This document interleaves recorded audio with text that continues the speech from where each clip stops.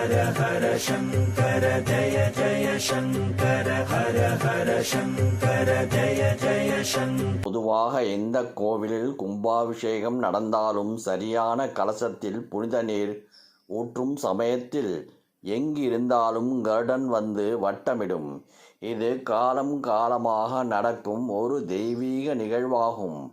மற்ற நேரங்களில் சாதாரணமாக காண முடியாத கருடன் கும்பாபிஷேகம் நடக்கும் நேரத்தில் மட்டும் எங்கிருந்தோ வந்து வானத்தில் வட்டமிட்டு செல்வது இதுவரை பலரும் யூகிக்க முடியாத தெய்வீக அதிசயம்.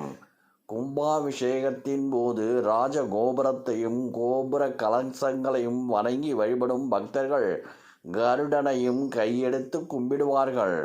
கும்பாபிஷேகத்தின் போது மட்டும் கருடன் வர என்ன காரணம் என்பது பற்றி தெரிந்து கொள்ளலாம். பகவான் ஸ்ரீ கிருஷ்ணர் பகவத்கீதையில் பறவைகளில் நான் கருடன் என்று குறிப்பிடுகின்றார். அதாவது அனைத்து பறவைகளிலும் உயர்ந்த தெய்வீக சக்தி கொண்டவன் கருடன். அதனாலேயே தன்னை கருடன் என்று கிருஷ்ணர் குறிப்பிடுகின்றார். நம் சாஸ்திர கூற்றுப்படி கருடன் மகாவிஷ்ணுவின் சக்தி, காகம் பிருத்துக்கள் சக்தி, ஆந்தை யம தர்மராஜன் சக்தி, பச்சை கிளி மகாலட்சுமி சக்தி, மயில் முருகப்பெருமான் சக்தி.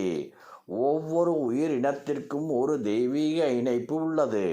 கும்பாபிஷேகத்தின் மறைபொருள். கும்பாபிஷேகம் என்பது வெறும் சடங்கு அல்ல, அது ஒரு பிராண பிரதிஷ்டை. சாதாரணமாக கல், மண் ஆகியவற்றால் கட்டப்பட்ட ஒரு இடத்தில் சாதாரண கல்லால் செய்த சிலைக்குள் உயிர்ப்பு தன்மை தெய்வீக சக்தியை கொண்டு வரும் நிகழ்வாகும். அந்த தருணத்தில் மந்திர சக்திகள் மிகுந்த அளவில் வெளிப்படும். புனித நீரில் ஆழ்ந்த தெய்வீக ஆற்றல் இருக்கும். கோயில் முழுவதும் அதிரும் அந்த சக்தி இயற்கையாகவே ஈர்க்கும். அதனால் தான் பறவைகள் அந்த இடத்தை நோக்கி வருகின்றன. கருடன் விமானத்தின் மேல் வட்டமிடுகிறது. சில சமயம் சித்தர்கள், சந்நியாசிகள் தானாக வந்து சேர்கிறார்கள். கருடன் ஏன் வட்டமிடுகிறது?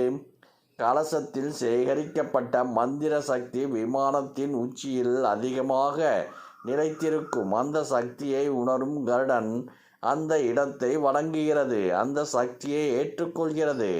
பக்தர்களுக்கு அது ஒரு அருள் சின்னமாகிறது. கும்பாபிஷேகத்தை தரிசனம் செய்யும் போது மனக்கவலைகள் நீங்கும், உடல் உள்ளம் தூய்மையாகும், பாவங்கள் குறையும், வாழ்க்கையில் புதிய முன்னேற்றம் தொடங்கும். கருட தரிசனம் என்பது ஒரு சாதாரண சம்பவம் அல்ல, அது இறைவன் நான் இங்கே இருக்கிறேன் என்று தரும் ஒரு தெய்வீக அறிகுறி. அந்த தருணத்தை காணும் அதிர்ஷ்டம் கிடைத்தால் அது வாழ்க்கையை மாற்றக்கூடிய ஒரு அருள் தரிசனம். ஹர ஹர சங்கர ஜய ஜய சங்கர ஹர ஹர சங்கர ஜய ஜய சங்கர.